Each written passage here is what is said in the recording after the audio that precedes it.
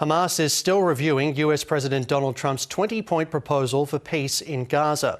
The plan encourages Palestinians to remain in Gaza, would see hostages and prisoners released on both sides and end attacks by the Israeli military. It also involves the establishment of a temporary Palestinian governing body for Gaza, overseen by a board led by the US President. Ian Parmiter is a research scholar at the ANU Centre for Arab and Islamic Studies, and he joins me live from Canberra. Mr. Parmiter, thanks very much for your time this evening. You've written extensively about the pros and cons of this 20-point plan. The biggest issue here appears to be how vague a lot of these points are. Are we likely to see any more details worked out immediately, or is it a matter of just getting everybody on side for now? I think at the moment it's a matter of getting everyone on side. It is a remarkably detailed plan in itself. The main criticism that I think I and other observers of the Middle East have is that some key aspects are very vague, and they will have to be fleshed out before they can be implemented.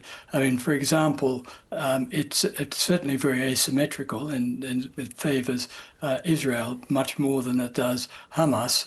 Hamas will need to make a very large sacrifice in giving up all of the hostages it has and all its weapons at the same time, which will mean it will have no means of defending itself, and it will be at that point totally reliant on Israel sticking to the deal. Another aspect is that we're not sure to what extent Netanyahu is on board with all of this. The plan quite clearly says that it provides a pathway to Palestinian self-determination and a Palestinian state. But when Netanyahu was interviewed in Washington after his meeting with Trump, he repeated what he said at the General Assembly of the United Nations last week, that there would not be a Palestinian state. So the plan is, the vagueness of the plan can lead to different interpretations, and that is something which could be its downfall. A big part of the problem as well is that Netanyahu is going to have a lot of trouble selling it to his very hardline right-wing cabinet because they have already said that they see the plan as a sellout. So we'll have to wait and see. The devil, as always, is in the detail, but in the Middle East, the detail is what really matters, and that's something we'll just have to wait and see more as it comes out. Now, there are obviously multiple points here. Let's go through a few of these. This is clearly very beneficial for Israel. Hamas was not consulted in these negotiations. It's basically been ordered to give up its weapons and its hostages. And if Hamas doesn't agree to these terms, Israel will almost certainly continue its military campaign in Gaza. Is there anywhere for Hamas to go? No, there isn't. The plan does say that members of Hamas who lay down their arms will be given amnesty, and they would be free to leave Gaza if they wished. It says also that they'd be free to come back if they want.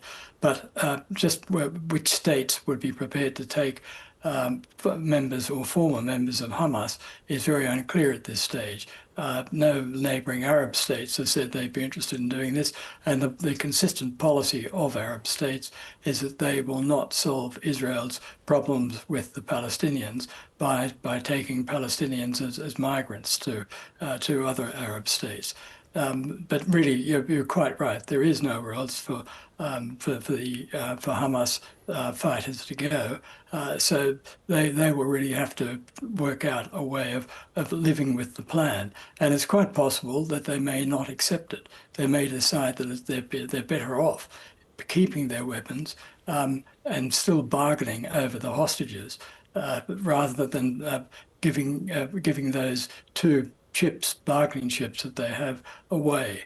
So I don't think the plan is a done deal by any sense, in any sense at this point.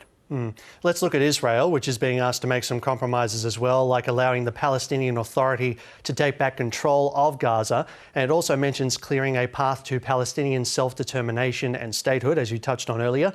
It's only been a few days since Benjamin Netanyahu railed against this during his speech at the United Nations. Is this a realistic expectation on Israel's part? Well, the problem here is the vagueness of it. The Palestinian Authority,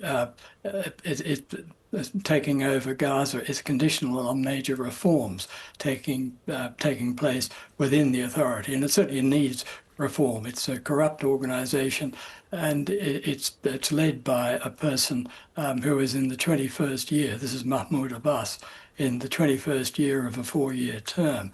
So he has no credibility among Palestinians, or for that matter, internationally. So reforms have got to take place. But the plan doesn't say what reforms would take place or provide any markers for when the reforms would be deemed to have been achieved. And in the meantime, the Palestinian Authority would not take over until the transitional authority, the one that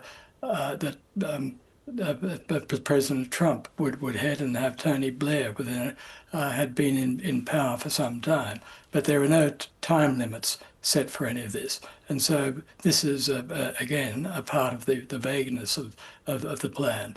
Netanyahu has been very strong on refusing to accept what he calls Fatastan in the Gaza Strip, which really means ruled by the Fatah Palestinian Party that runs the Palestinian Authority. So he would have to change his way of approaching the Gaza problem for that to happen. And Netanyahu has, in the past, shown a very good way, that he's very adept at getting his own way with American presidents when he wants to. So we'll have to, again, this is an issue where it's going to be very difficult to say it until we find out more detail. Now, there's no mention of the West Bank in this plan either. How big a factor has the West Bank been in this war, and how should it be featured going forward? Well, the West Bank actually hasn't formally been involved in the war. It was the war started entirely from Gaza when Hamas launched an attack in the 7th of October 2023. But there are a lot of sympathisers of Hamas in the West Bank.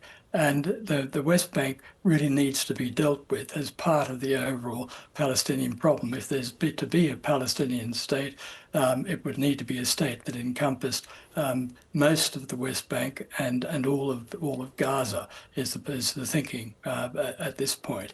Now, the West Bank that doesn't get nearly as much attention as Israel's campaign in Gaza, but there is a quiet war going on there. More and more Israeli settlers are moving into the West Bank.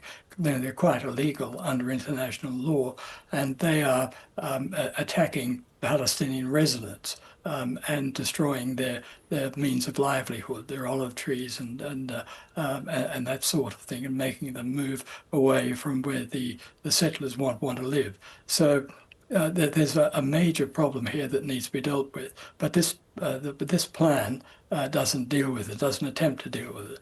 Doesn't mean it can't be dealt with at some point in the future, but at this stage, the 20-point plan doesn't include doing some serious work on resolving the problem in the West Bank. Also, the establishment of a temporary Palestinian governing body is another major point, but again, there's not a lot of detail there. This governing body will be overseen by a board led by US President Donald Trump, and former UK Prime Minister Tony Blair will also be in the mix. How does all that strike you? Well, I think Donald Trump putting his name to it actually helps a bit, because he will then have an incentive to make sure that works. Tony Blair knows the Middle East very well. He was the special, after he finished as in his political life in the UK, where he was Prime Minister, of course, for 2 terms.